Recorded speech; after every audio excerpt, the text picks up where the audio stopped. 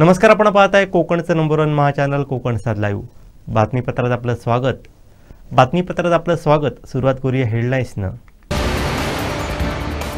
दत्ता सामंत मित्र पक्षाचे कार्यकर्ते फोडू नयेत, बाबा मोंडकर आक्रमक. निलेश राणेंचे आम्हाला फुकटचे सल्ले नकोत, परशुराम उपरकर यांचं प्रत्युत्तर. आणि हवामान बदलासह रानटी जनावरांचा उपद्रव, शेतकरी संकटात. आता पाहूया सविस्तर बातम्या. वेंगुर्लेतील आडेली गावामध्ये आंबा बागेत गव्यांचं दर्शन झालंय. पाहूयात.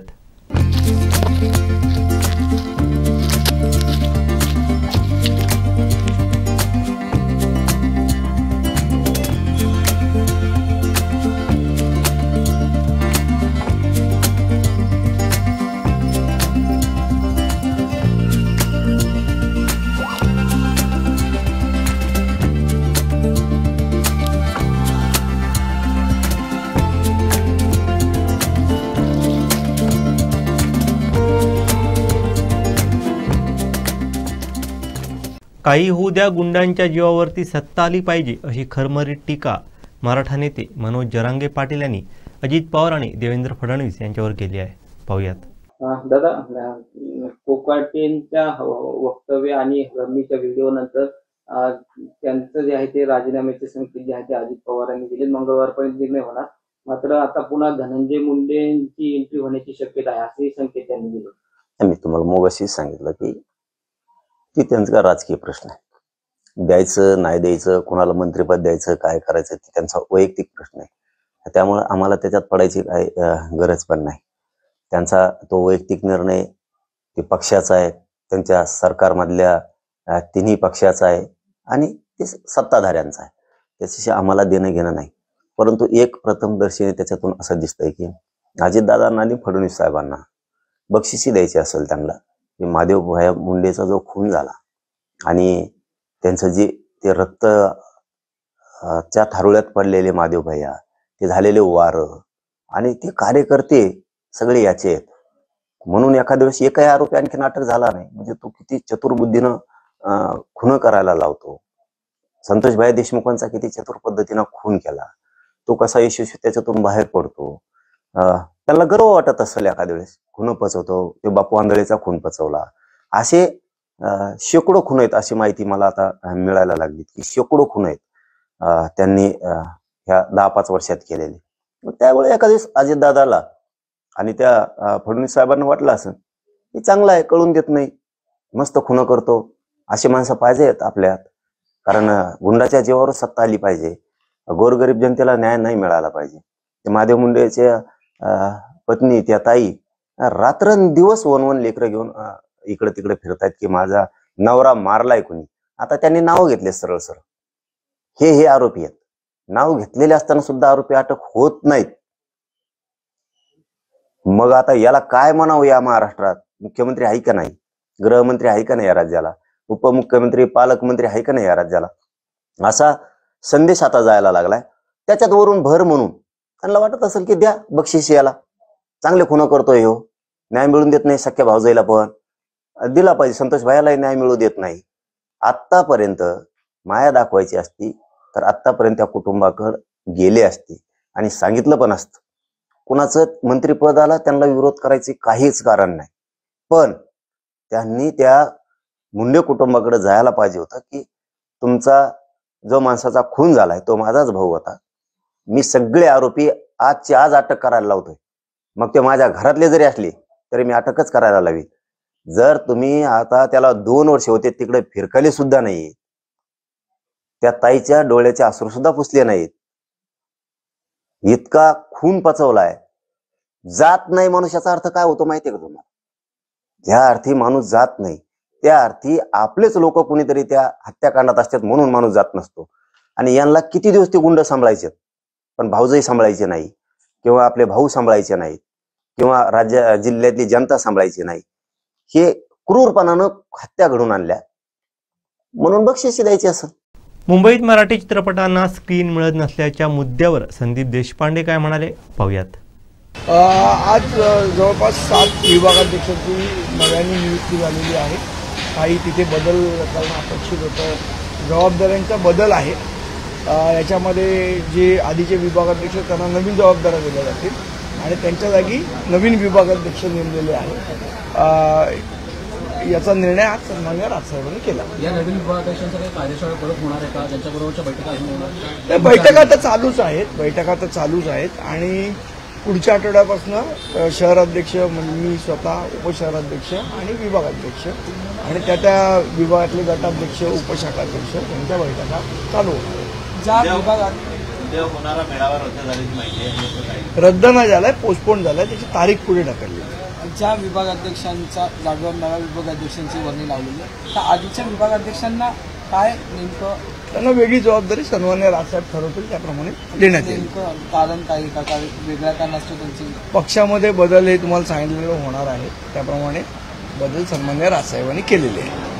मराठी बोललं नाही तर त्या असं कोण शाळेसंदर्भाचा विषय असेल. मला फक्त चितळ्यांची बाकरवडी माहिती आहे, बाकी काय नाही. सर आपल्याला मला चितळ्यांची बाकरवडी माहिती आहे, बाकी कुठले चितळे माहिती आहे. संदीप, एकीकडे वेगवेगळे बदल किंवा स्थानिक स्वराज्य निवडणुकीसंदर्भात अनेक राजकीय पक्षांमध्ये वेगवेगळ्या घडामोडी होताना बघायला मिळतात. मात्र महायुती सरकारमधलेच 2 मंत्री आमने सामने आलेले आहेत. लेटर बॉम्ब संजय शिरसाट आणि माधुरी मिसाळ यांच्यामध्ये झालेलं बघायला मिळत आहे आणि अधिकारवाणी संदर्भात हे खरं तर वाद बघायला मिळतात. मला वाटतं सध्या महायुती सरकारमध्ये काय चाललंय हा एक खरं तर संशोधनाचा विषय आहे. कुणी उठतंय, काहीही बोलतंय, पत्ते खेळतायत, सगळी मजा चालली आहे आणि जनता हे सगळं बघतेय. मला असं वाटतं फडणवीस साहेब विधानसभेमध्ये बोलले होते की आमदार माजले तशी लोकांमध्ये भावना आहे. आता आमदारांनी समजून घेतलं पाहिजे या गोष्टी. तुम्ही टेंडरचे जे खुलासे केले होते, कोणकोण केले होते, तर त्याचं नेमकं कुठपर्यंत हे प्रकरण आलेलं आहे? आता येणाऱ्या सोमवारी कोणाला टेंडर मिळणार आहे याची यादी आम्ही जाहीर करणार आहोत, की आपण बघा. संदीप जी, हिंदी में जाना चाहेंगे. कई मल्टीप्लेक्स ऐसे हैं, सिनेमाघर ऐसे हैं जहाँ पर मराठी फिल्मों को स्पेस नहीं मिल रही है. अमित खोकर जी ने भी कल इसको लेकर बहुत सी बातें कही. आपका क्या पक्ष होगा? See basically the thing is that कि it is compulsory for all the multi screen theatres to have at least one Marathi picture which is released, and they are not following the rules set by the state government. We will see. Have you communicated with the Book My Show or the authorized applications? Yeah, our चित्रपट सेना, they are communicating in their own way. Sandeepji, काल अमित खोपकरांशी आम्ही चर्चा केली त्यावेळेस ते म्हटले की माझा चित्रपट आहे म्हणून मी आंदोलन करत नाही, पण यापुढे जर कुठल्या मराठी सिनेमाला असं खाली उतरवलं तर त्या मल्टीप्लेक्सचा काचा पुढे राहणार नाही. काय मेसेज? मला वाटतं त्यांनी भूमिका मांडलेली आहे आणि त्याप्रमाणेच भूमिका आहे. संदीपजी, काल खऱ्या अर्थाने बोलताना अनेक पोलिसांनी म्हटलं आणि आजपर्यंत कलाकार कोणी रिएक्ट करत नाही त्या गोष्टीवर. दुर्दैव आहे की सगळ्या मराठी कलाकारांच्या पाठी महाराष्ट्र नवनिर्माण चित्रपट कर्मचारी सेना नेहमी उभी राहिलेली आहे, पण जेव्हा वेळ येते तेव्हा कलाकार उभे राहत नाहीत. आपण नुसता चित्रपटाचा विषय नाही, हिंदी भाषेच्या सक्तीच्या वेळेला बोटावर मुजण्या एवढे कलाकार बोलले, बाकीचे तर मुग गप्पच होते ना. संदीपजी, पण तुमच्या एकूणच या सिनेमाच्या प्रकरणामध्ये दोन्ही शिवसेनेचे गट पुढे आलेले बघायला मिळाले. एकीकडे ठाकरे सेनानी मराठी माणूस एकत्र येतोय हेच यातनं सिद्ध होतं. खेड शहरातील स्वर्गीय मीनाताई ठाकरे सांस्कृतिक केंद्र पुनर्बांधणीचं काम आता पूर्ण झालं आहे. या नाट्यगृहाचा लोकार्पण सोहळा 27 जुलै रोजी राज्याचे उपमुख्यमंत्री नामदार एकनाथ शिंदे यांच्या हस्ते उद्योगमंत्री उदय सामंत यांच्या उपस्थितीत करण्यात येणार आहे. याबाबतची माहिती राज्याचे गृहराज्यमंत्री योगेश कदम यांनी दिली आहे.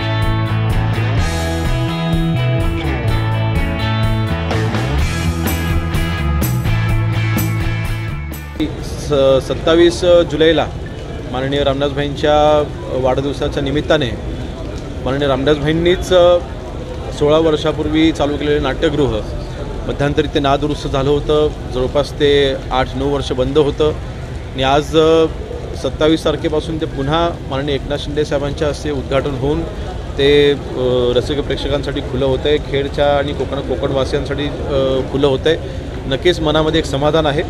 विशेष म्हणजे महासाहेबांच्या नावाने असलेलं हे नाट्यगृह ज्याला बंद होतं, नक्कीच मनाला वेदना होत होत्या, परंतु आज एक नवं स्वरूप प्राप्त होत असताना शिवसैनिकांना तर आनंद आहेच, परंतु सगळ्याच नागरिकांना मला वाटतं आणि माझा असा विश्वास आहे की कोकणामधील सर्वात टॉपचं असं नाट्यगृह आम्ही इथे उभं करू शकलो, याचं आम्हाला समाधान आहे.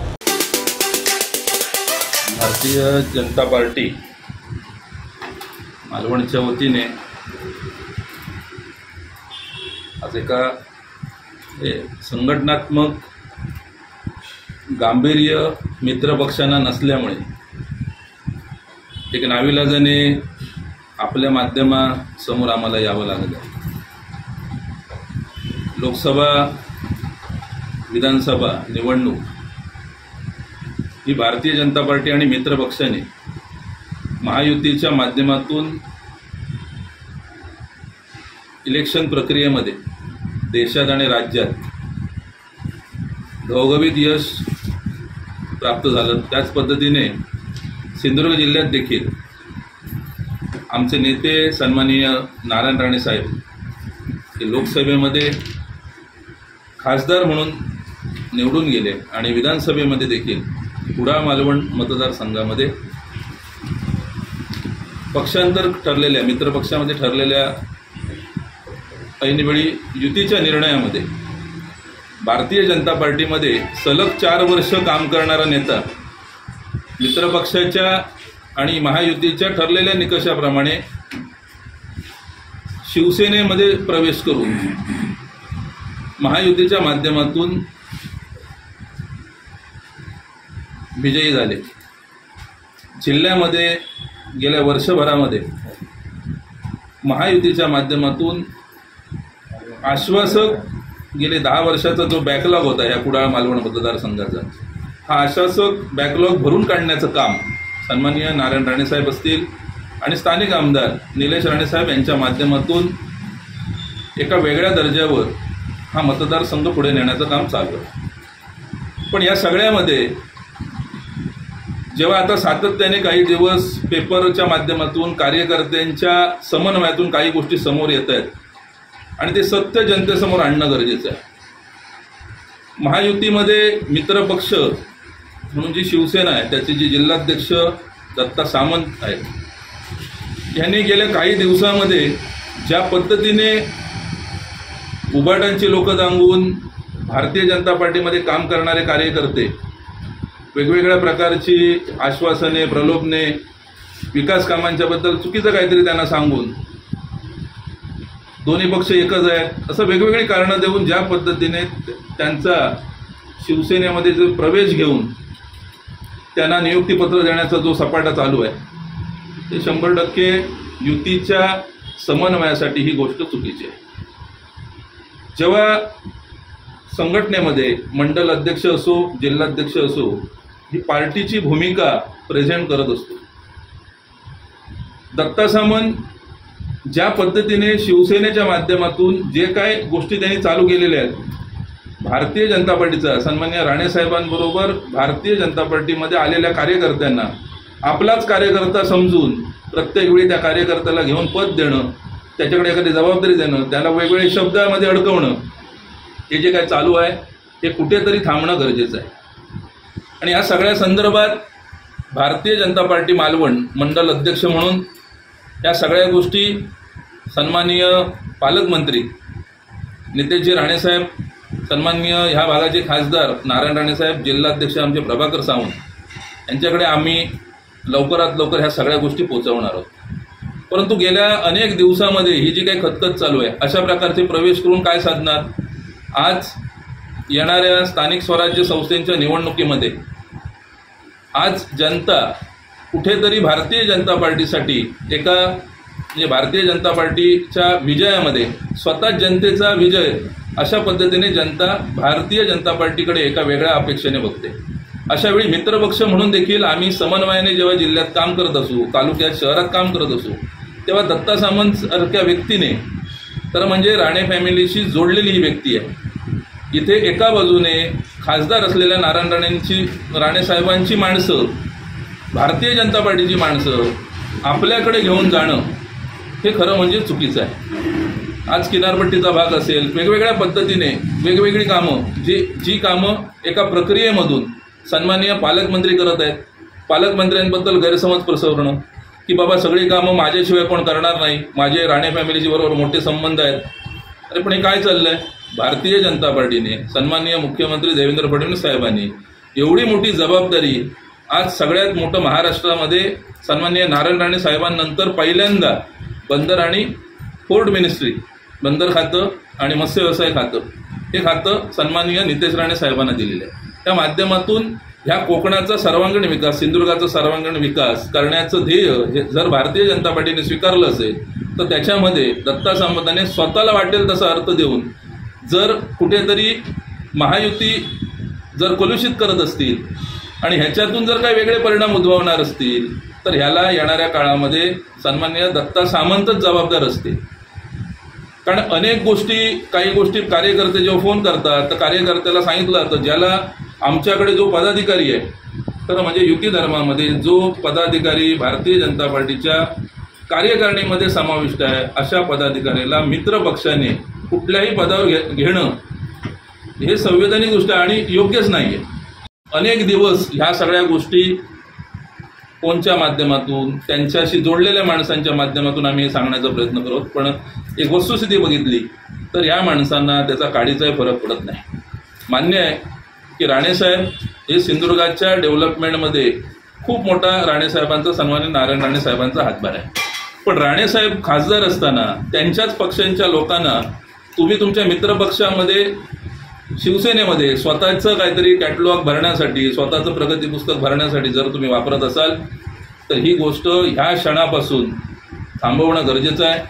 या सगळ्याची दखल मुख्यमंत्री देवेंद्र फडणवीस साहेब असतील, या सगळ्याची दखल ह्या जिल्ह्याचे पालकमंत्री सन्माननीय नितेश राणे असतील, हे 100% घेतील असा विश्वास आहे. तर म्हणजे जेणेकरून खरं म्हणजे मित्रपक्षामध्ये कुठेतरी समन्वयाने हा विषय सुटावा अशी अनेक महिन्याची आमची सगळ्या कार्यकर्त्यांची अपेक्षा होती. परंतु ह्या सगळ्या विषयामध्ये सातत्याने दुर्लक्ष केला गेला. या सगळ्यामध्ये आमचे जे भारतीय जनता पार्टीचे प्रदेश अध्यक्ष आहेत रवींद्र चव्हाण साहेब, जेव्हा हा विषय पहिले काही प्रवेश असे सुरू झाले तर त्यांच्या कानावर देखील आम्ही हा विषय घातला. ते म्हणाले मित्रपक्ष आहे, आपलीच लोक आहेत, समन्वयाने कुठेतरी हा विषय मिटवा. पण आता मात्र कुठेतरी समन्वयाच्या बाहेर या सगळ्या मर्यादा तुटताना दिसत आहेत. म्हणून कुठेतरी आपल्यासमोर येऊन व्यक्त व्हावं लागतंय. संघटना आहे, तुमची संघटना वाढवा, अन्य पार्टीमधली लोक आहेत ती घ्या, मित्रपक्षातला कुठलाही कार्यकर्ता घेण्याचा नैतिक अधिकार तुम्हाला नाही. आणि जर असं होत असेल तर भारतीय जनता पार्टीचा कार्यकर्ता हा शांत बसणारा नाही. जशाच तसं उत्तर देण्यासाठी भारतीय जनता पार्टी देखील सक्षम आहे. आज जिल्हाध्यक्ष म्हणून काम करत असताना तालुकाध्यक्षाचं काम, शहराध्यक्षाचं काम आणि जिल्हाध्यक्षाचं काम, ही तिहेरी काम उगाच एका हातात घेऊन काहीतरी वेगळं पण काहीतरी दाखवू नये. मित्रपक्ष म्हणून सन्माननीय निलेश राणे असतील, आम्ही भारतीय जनता पार्टीचे कार्यकर्ते असू, समन्वयाने आमदार आणि कार्यकर्ते म्हणून आमचं एक चांगल्या लेवलचं काम चालू आहे. कुठल्याही कामामध्ये अडचण नाही आहे. परंतु याच्यामध्ये प्रत्येक वेळी सातत्याने कुठेतरी सगळं वातावरण कलुषित करण्याचं काम, मिठाचा खडा टाकण्याचं काम दत्ता सामंत सातत्याने करत आहे. ते त्यांनी आजपासून तरी निदान थांबवावं. आणि असलेले जे कोण जाणारे असतील ते एकदा जाहीर कुठेतरी एक व्यासपीठ घ्यावं आणि सांगावं त्यांनी हे माझे आहेत, मी यांना घेऊन जातो. आमच्या पदाधिकाऱ्यांना प्रलोभन देणं, आमच्या पदाधिकाऱ्यांना विकासाच्या नावावर वेगवेगळ्या गोष्टी सांगून बोलवणं आणि आमच्याच नेत्यांचा अपमान करणं, सन्माननीय रवींद्र चव्हाण साहेबांचा अपमान करणं, सन्माननीय नितेश राणे साहेबांचा अपमान करणं, ह्या गोष्टी दत्ता सामंतांनी स्वतःच्या स्वार्थासाठी सोडून द्याव्यात. भारतीय जनता पार्टी, शिवसेना आणि मित्रपक्ष एक चांगल्या प्रकारचं वातावरण जिल्ह्यात आणि देशात आणि राज्यात असताना अशा प्रकारे एका जिल्हाध्यक्षाने काम करणं हे खूपच संकुचित वृत्ती वाटते. त्याच्यावर त्यांनी आपलं स्वतःच्या अस्तित्वाचा भान ठेवावा, अस्तित्व निर्माण करण्यासाठी संघटनात्मक काम करावं. अशा पद्धतीचा त्रास मित्रपक्षाला देऊ नये हीच आम्हाला आपल्या दत्ता सामंत यांच्याकडनं अपेक्षा. आज या ठिकाणी बरेच दिवस चालू होतं संघटनात्मक पत्रकार परिषदांमध्ये मी शक्यतो नसतो, पण आज हा विषय, जो विषय आमचे आदरणीय बाबा मोंडकर यांनी मांडला, हा विषय इतका गांभीर्याने घेतला गेला की तुमच्या माहितीत ही पहिली पत्रकार परिषद असेल ते पक्ष म्हणून मी या ठिकाणी पक्षश्रेष्ठींच्या आदेशानुसार इथं उपस्थित आहे. खरोखरच दत्ता सामंत यांनी जे चालवलं आहे ते अतिशय चुकीचं आहे. एक शिवसेनेचे एका महायुतीतल्या एका प्रमुख घटकाचे आणि त्याचबरोबर एका संघटनेचे ते जिल्हा प्रमुख आहेत. खरं तर त्यांचं काम काय आहे की की समन्वय ठेवायचं आणि त्यातून विकास कामं घडवून आणायचं. ह्याच्याऐवजी मित्रपक्षांचेच कार्यकर्ते फोडणं हे काम अतिशय चुकीच्या प्रकारे ते करत आहेत. आता बाकीचे सगळे मुद्दे तर मांडलेत, पण त्यांना एक महत्त्वाचा मुद्दा मी सांगू इच्छितो की आज किनारपट्टी, मी विशेषतः किनारपट्टीवर काम आम्ही करतो, किनारपट्टीचे आज कितीतरी लोकप्रतिनिधी, कितीतरी पदाधिकारी यायला या ठिकाणी तयार आहेत. त्यांना पण त्यांनी आमिष दाखवली. पण या ठिकाणी माजी नगरसेविका सेजल परब आहे, त्यांनी का पक्षप्रवेश केला, का तुम्हाला धुडकारलं, तुमच्या शिवसेनेला धुडकारलं, तुमच्या नेतृत्वाला धुडकारलं. भाई कासवकर असतील, किनारपट्टीचे बाकीचे माजी नगरसेवक असतील. कारण आदरणीय नितेश राणे साहेब यांच्या नेतृत्वाखाली मत्स्योद्योगमध्ये जे काम चाललं आहे, किनारपट्टीच्या विकासात जे काम चाललं आहे, आमचे माजी नगरसेवक इथे पंकज साधी आहेत, ते सोबत राहिले. का राहिले? कारण एक दूरदर्शीपणा, एक रवींद्र चव्हाण साहेबांसारखा मिळालेला कुटुंब प्रमुख, आणि त्याच्यामुळे हे जे शिवसेनेचा जिल्हा प्रमुख आहेत हे आज वैतागलेले आहेत.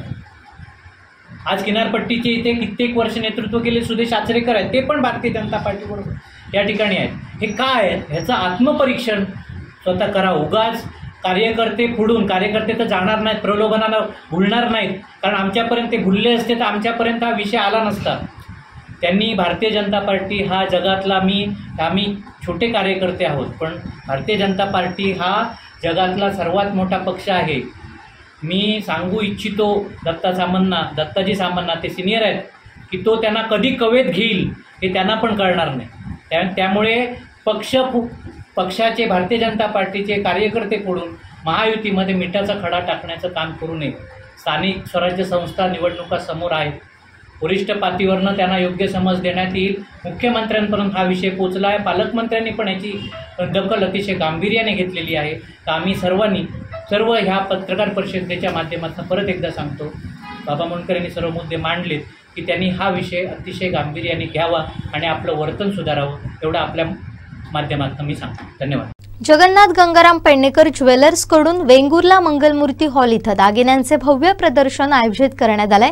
केवळ 50 ग्रॅममध्ये पूर्ण नवरीचा साज वेंगुर्ले वासियांना घेता येणार आहे. या प्रदर्शनाला भेट देण्याचं आवाहन यावेळी करण्यात आलंय.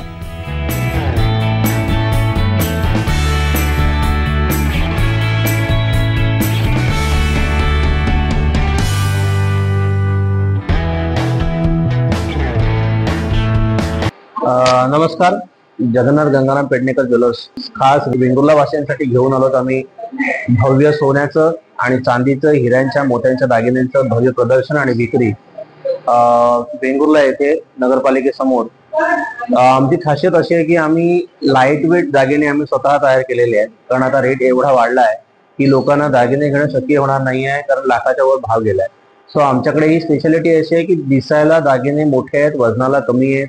आपल्याकडे व्हरायटीज आहेत आणि त्याच्यामध्ये चेन, मंगळसूत्र, नेकलेस, बांगड्या, अशा सगळ्या प्रकारचे दागिने जे लग्नाला लागतो साज, तो फक्त 50 ग्रॅममध्ये पूर्ण साज, ज्याच्यामध्ये मंगळसूत्र, नेकलेस, अगदी छोटं मंगळसूत्र, मुहूर्तमणी ज्याला म्हणतो आपण, बांगड्या, नथ, हा पूर्ण सेट जो आहे तो फक्त 50 ग्रॅम मध्ये आहे.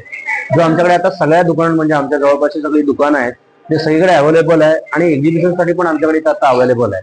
तर 50 ग्रॅम मध्ये आणि काय मिळत नाही, तर स्पेशल असा आमचा तो मॉडिफाय केलेला आमचा तो प्रोडक्ट आहे. तर नक्की वेंगुर्ल्यातल्या सर्व लोकांनी इकडे या, भेट द्या आणि त्याचा लाभ घ्या, कारण आता रेट रोज वाढत चाललाय. 1,00,000 सव्वा लाखाच्या वर रेट जाईल. तर आता 91,000 रुपये रेट आहे. त्याच्यामध्ये तुम्ही दागिने करा, सोन्यामध्ये आपली गुंतवणूक करा आणि जास्तीत जास्त दागिने करून घ्या.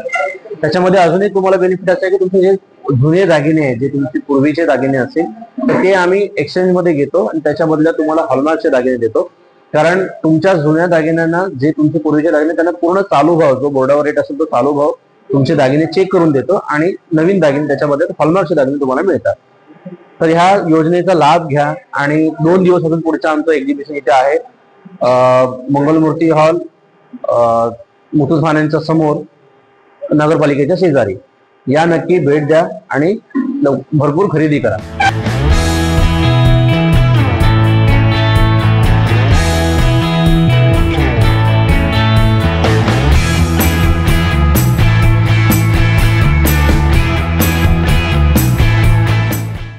निलेश राणे यांनी मला वैभव नाईक यांना राजकीय संन्यास घेण्याचा फुकटचा सल्ला देऊ नये. आमचे पक्षप्रमुख उद्धव ठाकरे आमच्या पाठीशी खंबीरपणे उभे असल्याचं प्रत्युत्तर उपरकर यांनी निलेश राणेंच्या टीकेला दिलं आहे. मला आणि वैभव नाईकाला संन्यास घेण्याचा आणि हिमालयाला जाण्याचा सल्ला दिला होता.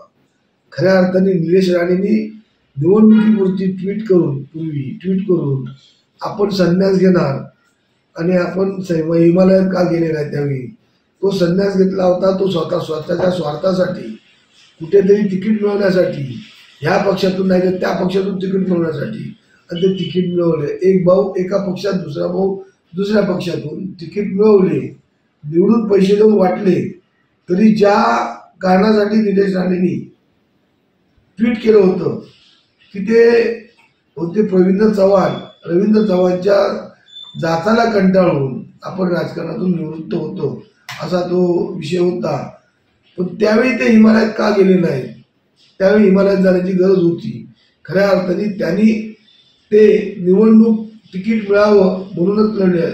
आजही निवडणुकीचं झाल्यानंतर पालकमंत्री आपल्याला मिळेल असं त्यांची अपेक्षा होती की आपण एक माजी खासदार, मोठे बंधू म्हणून आपल्याला पालकमंत्री मिळतील.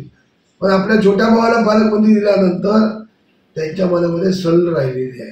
कारण पालकमंत्री छोटा भाऊ आपला पालकमंत्री होतोय आणि म्हणून त्यांच्यावरती एकमेकांमधल्या काळात ट्विटर वार झालं होतं किंवा एकमेकांच्या कार्यकर्त्यांना दमदाटी करण्याचा प्रयत्न झाला होता. एवढंच नव्हे तर सभागृहात सिंधुदुर्ग जिल्ह्याचे प्रश्न मांडताना आपल्या पालकमंत्री भावाला सांगू शकतात, पण ते पालकमंत्री भावाविरुद्ध जे सभागृहात आग ओततात ती आग बघितल्यानंतर यांना आता मंत्रिपदाचे डोळे लागलेले आहेत, बाकी काही नसून. कारण निलेश राणे हे आम्हाला जे सांगतायत की यांनी आता राजकारणातूनच सोडावं. तुमच्या वडिलांवरती यापूर्वी किती वेळा काँग्रेसवाल्यांनी, किती वेळा अन्य पक्षांनी ते नित्यानंद बाबांनी का घेतला नाही संन्यास? आजही या वयामध्ये वडिलांना संन्यास घेण्याचा सल्ला देण्याची गरज आहे. त्या आम्हाला सल्ला देण्याची गरज नाही. आमचे माननीय उद्धव ठाकरे यासाठी खंबीर आहेत आणि जे काय कोणी काय स्टेटमेंट केली त्यांचा प्रश्न आमच्या लेवलला असेल, तुमच्या लेवलला घेण्याची गरज नाही. तुम्ही तुमच्या पक्षामध्ये जाऊन जे एकमेकांच्या पक्षाच्या कार्यकर्त्यांना दमदाटी करताय ते तुम्ही बघा. त्यामुळे निलेश राणेंनी आपलाच असलेला काही पुढच्या निवडणुकीत निलेश राणेंनाच खऱ्या अर्थाने शिवसैनिक त्यांना निवृत्त देऊन त्यांना हिमालयात पाठवतील, एवढं काम करतील. श्रावण महिन्याला प्रारंभ झाला असून विविध मंदिरांमध्ये धार्मिक कार्यक्रमांनाही सुरुवात झाली.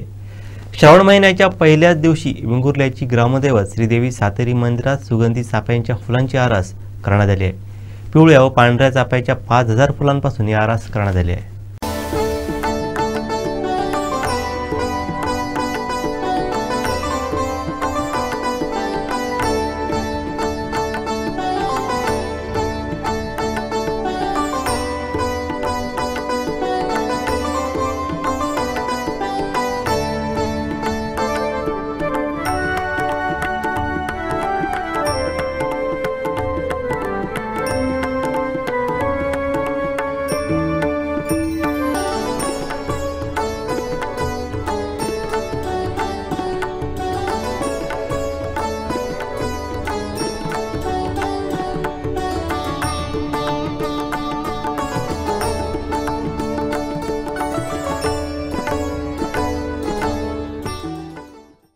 कुडाळ आणि वेंगुर्ले तालुके जोडणारा वेतुरे सबस्टेज ते आदोसेवाडी तेंडोलिया 6 किलोमीटर अंतराचा रस्ता पूर्णतः खड्डेमय आणि चिखलमय बनला आहे. यामुळे ये-जा करणारे नागरिक आणि शालेय विद्यार्थ्यांची मोठी गैरसोय होत आहे. या रस्त्याच्या डागडुजी आणि डांबरीकरणाबाबत प्रशासनाकडे अनेकदा निवेदनं दिलीत, मात्र आजपर्यंत रस्त्याच्या कामाबाबत प्रशासन उदासीन असल्याचं पाहायला मिळत आहे. पाहूयात.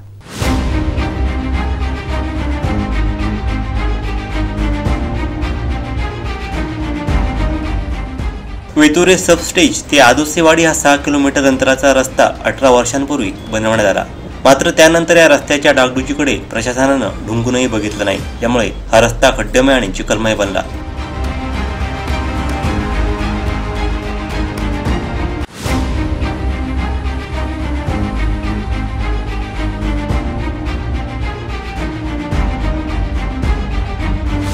या रस्त्यातील खड्ड्यात पाणी साचून डबकी बनली आहेत. यामुळे वाहन चालकांना कसरत करावी लागत आहे. तर आदोसेवाडी येथील विद्यार्थी वर्गाची वेतुरे हायस्कूलमध्ये जाताना मोठी दमछाक होते. त्यामुळे गणपती सणापूर्वी या रस्त्यातील खड्डे बुजवावेत आणि पावसाळ्यानंतर पूर्ण रस्त्याचं डांबरीकरण करावं अशी मागणी नागरिकांनी केली आहे. तसंच नागरिकांनी येत्या 15 ऑगस्ट रोजी आंदोलनाचा इशारा दिलाय. हा रस्ता सुस्थितीत न झाल्यास येणाऱ्या निवडणुकांमध्ये मतदानावरती बहिष्कार टाकण्यात येईल असं स्पष्ट केलं आहे. हा रस्ता गेली 18 वर्षे असाच आहे. 18 वर्ष इकडे पूर्णपणे दुर्लक्ष झालेलं आहे. एक पैशाचा निधी नाही. कोणत्या खासदाराकडून आमदाराकडून विविध योजना चालू आहे. मुख्यमंत्री आहे, प्रधानमंत्री सडक योजना आहे, परंतु ह्या रस्त्यावर ते कोणतीच आजपर्यंत केले नाही. दुरवस्था, एक पूर्णपणे दुरवस्था आहे. या ठिकाणी जवळजवळ 15 ते 20 जण बागायतदार आहेत. या रोडला नेहमी आंबा काजू याचे बागायतदार आहेत. शिवाय नर्सरी आहेत. त्यांचे देखील जवळजवळ हजारोने म्हणजे लाखो रोपं इकडून ट्रान्सपोर्ट होतात, म्हणजे बाहेर कर्नाटक. तरी पण इकडे ती वाहतूक करायला ते कंटाळतात की भाडं आवाच्या सवा मागतात. जिकडे 100 रुपये रिक्षा भाडं आहे ते 300 रुपये. ट्रान्सपोर्टचं एखादं पत्रे आणायचे झाले आज पावसाचे, म्हणजे स्वतः मी माझे पत्रे आणले तर कुडाला गेलो तर मार्केटमध्ये सांगतात त्यात आदोसवाडी जायचं नाही आम्हाला जमणार, 1000 रुपये देतात. तर 500 रुपये भाडं आहे कुडावरून इकडे यायला, 500 ते 700 रुपये, ते 1000च्या खाली येतच नाहीयेत. अशी परिस्थिती झाली आहे. आणि अशा नाईलाजाने आमची मुलं आहेत लहान लहान, ती शाळेत जातात. त्यांना सकाळी संध्याकाळी इकडून 2 व्हीलर कडून न्याणं म्हणजे तुम्ही जर दैनंदिन वस्तुस्थिती जर पूर्ण रस्त्याची जर रेकॉर्डिंग करत असाल तर अवश्य म्हणजे शासनाने यावं, सगळ्या अधिकाऱ्याने यावं आणि वस्तुस्थिती पाहावी की आज मुलं आमची कशी येतात. 2 व्हीलरने नेताना देखील त्यांना गाडी हातात देखील ते बॅलन्स आहे. नवीन आता लाखो रुपयाच्या किमतीच्या गाड्या घेत आहेत, त्या सुद्धा काय उपयोग आहे त्यांचा. दुसऱ्या दिवशी नेऊन टाकावे लागतात. तरी लवकरात लवकर 15 ऑगस्ट पूर्वी हा रस्त्याची डागडुजी शासनाने करावीत अशी हात जोडून आणि आमच्या सर्व ग्रामस्थांच्या हात जोडून कळकळीची विनंती आहे. आणि डिसेंबर पर्यंत पूर्ण रस्त्याचं कामकाज करावं.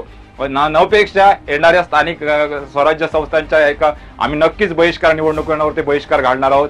आणि आमच्या तिकडे केंद्र सुद्धा आहे. म्हणजे एकच समस्या नाही, पूर्णपणे हा भागच आमचा दुर्लक्षित केलेला आहे शासनाने, काय समजत नाही. आणि हा संस्थान काळापासून रस्ता आहे. म्हणजे इतिहास काळात जर तेंडोलीचा मुख्य रस्ता बघितला तर आदोसवाडी ते म्हणजे सागरी महामार्ग ते सावंतवाडी संस्थान हा जोडणारा रस्ता आहे. आणि हा पूर्णपणे दुर्लक्षित केलेला आहे. आणि ह्याचा आधी शासनाचा आधी निषेध मानतोय आणि त्याच्याबरोबर आज राजकर्त्यांचा निषेध मानतोय. 2007 साली मी ज्यावेळी 10वीला होतो त्यावर्षी हा रस्ता झाला आहे. त्याला आज 17 वर्ष पूर्ण झाली आणि 18 वर्ष चालू आहे. तर रस्त्याची अशी परिस्थिती आहे की चालत हे गाडीने जायचं सोडाच, चालत जायचे वांदे आहेत. एक नवीन जरी गाडी घेतला तरी 6 महिन्यामध्ये तिचा चकाचूर होऊन जातो अशी परिस्थिती आहे. सगळीकडे खड्डे झालेले आहेत. सगळी खडी जी आहे ही वर आलेली आहे. रिक्षावाल्याचं भाडं सांगाल तर 100 रुपये भाडं आहे, तुम्हाला 300 रुपये घेतील अशी परिस्थिती आहे. जर शासनाने म्हणजे कितीतरी निवेदनं गेली, किती अर्ज विनंत्या केल्या तरीही शासन याची दखल घेत नाही. आमची विनंती आहे की लवकरात लवकर हा रस्ता झाला पाहिजे. जवळपास 25 ते 30 विद्यार्थी दररोज इथून ये जा करतात. जवळपास शाळा 4 किलोमीटर चालावं लागतं विद्यार्थ्यांना. एक चालण्याच्या परिस्थितीच्या लायकीचाही रस्ता राहिलेला नाही आहे. विद्यार्थ्यांना आता सध्या पावसाचे दिवस आहेत, खड्डे झालेले आहेत, पाणी साठलेलं आहे. या पाण्यामधून कसं तरी त्यांना प्रवास करावा लागतं. शाळा तर चुकवू शकत नाही, त्यांचा विद्यार्थ्यांचं शैक्षणिक नुकसान होईल. तर शासनाने या संदर्भामध्ये लवकरात लवकर याची दखल घेतली, नवीन रस्ता केला पाहिजे अशी विनंती आहे. रानटी जनावरांचा उपद्रव, हवामानातील बदल या दुहेरी संकटात सध्या तळ कोकणातील शेतकरी सापडलाय. वेंगुर्ले मठ परबावडी येथील शेतकऱ्यांच्या सुमारे 4 ते 5 एकर क्षेत्रात गावठी भाजी, भेंडी, मुळा भाजी, लाल भाजी, भोपळा, दोडके अशा पद्धतीनं मोठ्या प्रमाणात भाजीपाला उत्पादन केलं होतं. मात्र हवामानात होत असलेले सततचे बदल यामुळे किडीचा प्रादुर्भाव भाजीपाल्यावरती झाला आणि गावराड्यांच्या अतिक्रमणामुळे भाजीपाला क्षेत्र नष्ट झालं. त्यामुळे मोठ्या प्रमाणात आर्थिक संकटात शेतकरी असल्यानं शासनानं तातडीने पंचनामा करून शेतकऱ्यांना नुकसान भरपाई द्यावी अशी मागणी शेतकरी बांधवांतून होत आहे.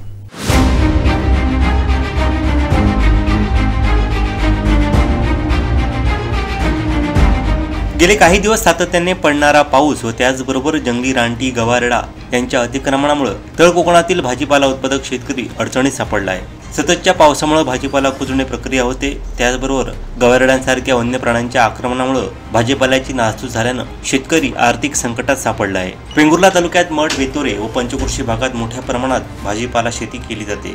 श्रावण महिन्यात व गणेशोत्सव काळात शाकाहार मोठ्या प्रमाणात होत असल्यानं आहारात भाजीचा वापर सर्वाधिक असतो. त्याचबरोबर गणेश चतुर्थी काळात भाजी उत्पादक शेतकऱ्यांना चांगला भाव मिळतो. लाखोंची उलाढाल या भाजीपाला उत्पादनातून घेतली जाते. मात्र नफ्यामध्ये असणारा भाजीपाला व्यवसाय अतिवृष्टी व रानटी जनावरांच्या अतिक्रमणामुळे तोट्यात चालला आहे. वन विभागाकडून व कृषी विभागाकडून भाजीपाला उत्पादक शेतकऱ्यांना नुकसान भरपाई मिळत नाही. 4-5 हेक्टरमध्ये आम्ही लागवड केली आणि नाही म्हटलं तर ते 4 ते 5 लाख रुपये आमचं नुकसान झालंय. आम्ही म्हणजे लोकांकडून पैसे आणले, काही दागिने सुद्धा बँकेमध्ये ठेवून हे लागवड केली. आज ते जे केलं त्यात 10,000 सुद्धा मिळणार नाही अशी आमची अवस्था झालेली आहे. आणि आज कसं, आज फुललेली झाडं आहेत, फुलं पडलेली होती. आज ही गणपतीसाठी आम्ही गणपतीपर्यंत चांगल्या प्रकारे त्याला मागणी होती आणि 4 पैसे आम्हाला मिळणार होती त्याची अपेक्षा होती. पण अपेक्षेपेक्षाही खुश झालोय आता. ह्या वर्षी मला तर वाटत नाही, कारण ह्या वर्षी म्हणजे आमच्या स्वतःच्या गणपतीलाच मिळेल ही सुद्धा माझी शाश्वत नाही. पंचनामा फॉरेस्ट खाते आले, त्यांनी पाहणी केली, पंचनामा केला, त्यांनी शूटिंगवर घेऊन गेले. आता ते त्यांच्या लेवलीप्रमाणे ते करतील, पण त्यांनी येऊन गेलेत. इतर कोण आले नाहीत, पण ते फॉरेस्ट खाते येऊन गेले. ते दोडकी आहेत, दोडकी, वाली, भेंडी, तसंच कारली, चिबूड, भोपळा, वाल, अशा प्रकारची काकडी, अशा प्रकारची लागवड केली. 4.5 हेक्टर क्षेत्र होतं. यावर्षी पाऊस पण जरा लवकर लागल्यामुळे प्रॉब्लेम झाला. बियाणं बोगस आल्यामुळे 2-3 वेळा बियाणं घातलं, 2-3 वेळा खर्च झाला. तिसऱ्या टायमाला बियाणं रुजून आलं. आता व्यवस्थित होत होतं आणि गव्याने आता 1-2 दिवसापूर्वी गवे आले. गव्याने पूर्ण नासधूस केली आहे. ह्या क्षेत्रात पूर्ण दोडकी आहेत, बाजूला भेंडी आहे, पाठीमागे हे आहे वाल आहे, समोरनं चिबूड आहेत. काय सर्व प्रकारचं पीक घेतलं होतं, पण काय यावर्षी गव्याने नुकसान केल्यामुळे प्रॉब्लेम झालाय. यावर्षी मार्केटला भाजी आम्हालाच विकत आणावी लागेल असं एकंदर चित्र निर्माण झालंय. आणि याला गव्हर्नमेंट कारणीभूत आहे, कारण गव्हर्नमेंटला गवे पाहिजेत, शेतकरी नको.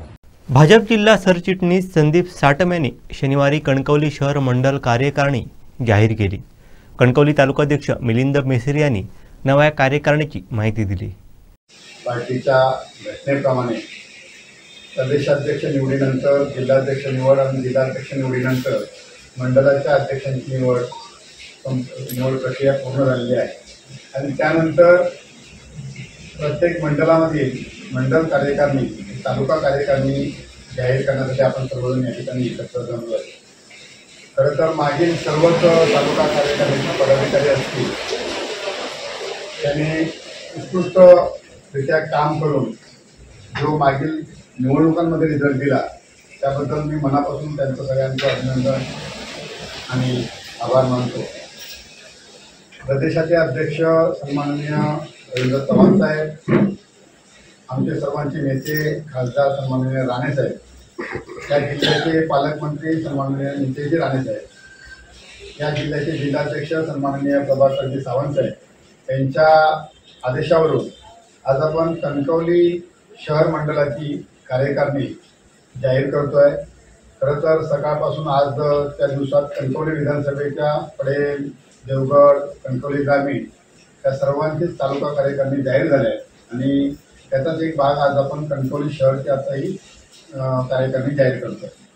कार्यकारिणीमध्ये जे पदाधिकारी म्हणून नियुक्त झाले आहेत त्यांचं मी सर्वप्रथम अभिनंदन करतो आणि त्यांना पुढील कार्यासाठी सर्व शुभेच्छा देतो.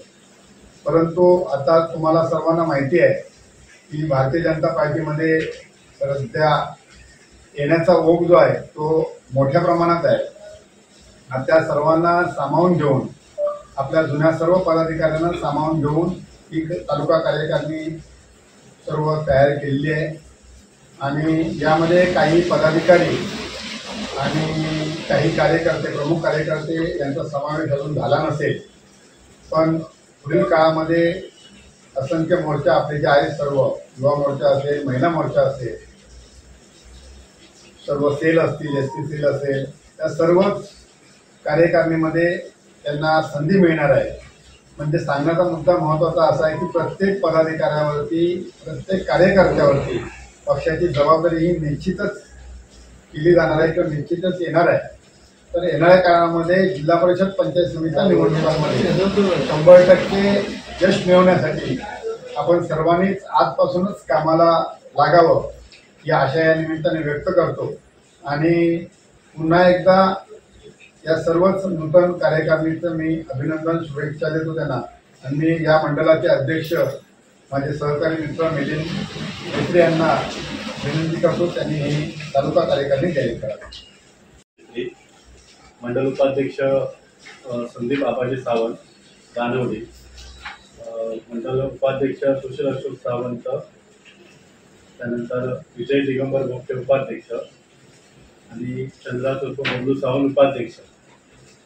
त्यानंतर 2 महिला घ्यायचे होते, त्यामध्ये उपाध्यक्ष संजना सदरेकर आणि भारती देसाई असे 2 महिला उपाध्यक्ष. म्हणजे एकूण 6 उपाध्यक्ष नेमायचे होते, त्यामध्ये 2 महिला उपाध्यक्ष हे कंपल्सरी पक्षाच्या ध्येयधोरणानुसार.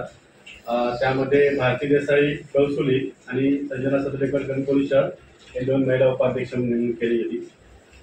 त्यानंतर सरचिटणीस 2 नेमायचे होते, त्यामध्ये लक्ष्मण मनोहर गावडे हळवल आणि किशोर जगन्नाथ राणे कणकवली शहर अशी दोघांची सरचिटणीस म्हणून नेमणूक झाली. त्यानंतर जे सचिव नेमायचे होते, या सचिवमध्ये 6 सचिव नेमायचे होते आणि त्यामध्ये मागासवर्गीय 2 असं मिळून ही 6 सचिवांची यादी आहे. त्यामध्ये 3 महिला हो. आणि एकूण वर्षीची महत्वाची कार्यकारिणी आहे, त्यामध्ये 5 महिला हवे. महत्वाच्या कार्यकारिणीमध्ये 2 महिला उपाध्यक्ष नेमले गेले आणि सचिवांमध्ये 3 महिला नेमले गेले. त्यामध्ये प्रशांत सावंत सचिव कसवण, सिद्धार्थ जाधव मागासवर्गीय महिला म्हणून सरपंच आहे त्या नागवेगावच्या, त्यांची नेमणूक झाली. समीर विलास प्रभुगावकर सचिव वाघदे, गणेश तांबे त्या आरक्षणामधून गणेश तांबेंना घेतलं ठरवली आणि महिला सचिव म्हणून त्या राजश्री पवार यांना घेतलं. त्या पहिल्या महिला मंडल अध्यक्ष म्हणून शहराचं काम करत होत्या, त्यांना आता थेट महत्वाच्या बॉडीमध्ये सचिव म्हणून घेण्यात आलं. त्याचप्रमाणे साक्षी वाळके आणि हे असे 6 जण झाले सचिव. त्यानंतर कोषाध्यक्ष नेमायची होती, कोषाध्यक्ष म्हणजे तहसीलदार, तर मंगेश सदानंद तळगावकर यांची नेमणूक करण्यात आली कोषाध्यक्ष म्हणून. तसेच एकूण मंडल अध्यक्ष अधिक 60 सदस्य अशी 60 जणांची कार्यकारिणी, त्यामध्ये 15 खालच्या म्हणजे जे 45 जण आहेत त्यामध्ये 15 महिला हवे. या 15 महिलांमध्ये मी फक्त सगळी कार्यकारिणी बसतोय 45 जणांची. संजय शिरसाट साकेडी, संजय गोपाळ सरवणकर करूळ, अतुल दळवी कळसोली, ऋतुराज तेंडुलकर कोंडिये सरपंच, सुदाम तेली जे त्यांनी आमचे संदीप साठव यांनी सांगितल्याप्रमाणे जे पक्षात नव्याने जे आले त्यांना सामावून घेण्याच्या दृष्टिकोनातून एक नाव तुम्ही जे विचार त्या दिवशी ते सुदाम तेलीचं नाव त्या कार्यक्रमामध्ये घेण्यात आलं.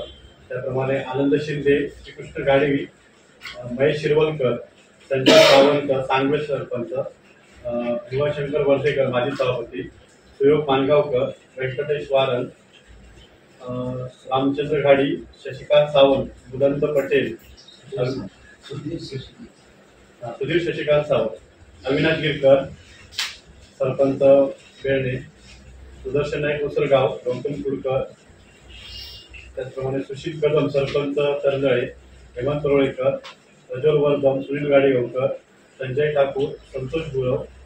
आता महिलांमध्ये ते सगळे सरपंचच आहेत. वेदांगी पाताडे सरपंच बोर्डवे, आर्या वारंग सरपंच सावडाव, रोहिता तांबे मागासवर्गीयांच्यामधून रोहिता तांबे सरपंच ओटाव, सुप्रिया कदम सरपंच ओसरगाव, अक्षराने ओसरगाव, वैष्णवी सुतार दारिस्ते, मेघा महेश सावंत कणकवली शहर, सतीक्षा सावंत कणकवली शहर, पूजा चव्हाण सरपंच बिडवाडी, गीतांजली कामत, सपना संदेश मेस्त्री करंजे सरपंच, दिव्या दिनकर पेडणेकर माजी सभापती. शेवटी ठळक घडामोडी पुन्हा एकदा. दत्ता सामंत मित्र पक्षाचे कार्यकर्ते फोडू नयेत, बाबा मोंडकर आक्रमक. निलेश राणेंचे आम्हाला फुकटचे सल्ले नकोत, परशुराम उपरकर यांचं प्रत्युत्तर. आणि हवामान बदलासह रानटी जनावरांचा उपद्रव, शेतकरी संकटात. बातमीपत्रात वेळ झाली ते थांबण्याची. पाहत राहा बदलत्या कोकणचा बुलंद आवाज. कोकणचं नंबर 1 महा चॅनल कोकण साध लाईव्ह. धन्यवाद.